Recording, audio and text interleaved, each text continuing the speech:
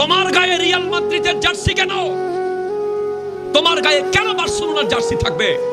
তোমার মাথার চুল কেন ইহুদিদের মতো হবে? তোমার পরনের জিন্সের প্যান্ট কেন ছেঁড়া থাকবে? তুমি কেন 3/4 প্যান্ট পরবে? তোমাকে কি আমার নবী সুন্নাহ দিয়ে যায় নাই?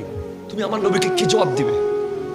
তুমি কি জানো আজকে তুমি যে নিজেকে মুসলিম দাবি করছো, এই ইসলাম দাঁড়িয়ে আছে রক্তের উপরে, রক্তের উপরে।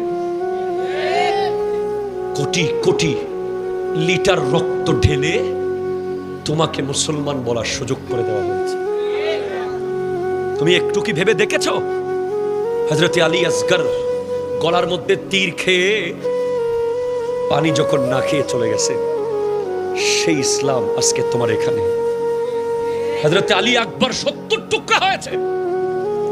হযরত আমির হামজা রাদিয়াল্লাহু তাআলা আনহুকে 70 টুকরা করে কলিজা বের করে চাবানো হয়েছে তোমাকে ঈদুল ফিতর দেওয়ার জন্য, তোমাকে ঈদুল আজহা দেওয়ার জন্য, তোমাকে মাহে রমজান দেওয়ার জন্য, তোমাকে কোরআন দেওয়ার জন্য।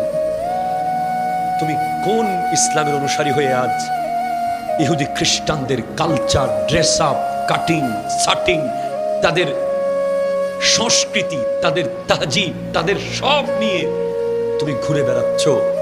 তোমার তো এটা হওয়ার কথা ছিল না। তুমি কি জানো না?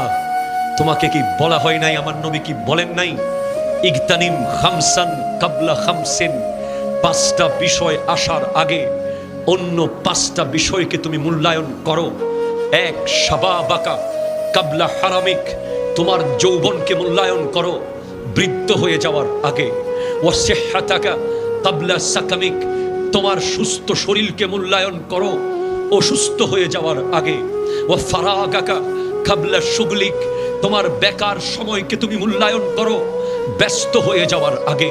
ওয়া গিনাকা কাবলা ফাকারিক, তোমার ধন দৌলতকে মূল্যায়ন করো গরিব ফকির হয়ে যাওয়ার আগে।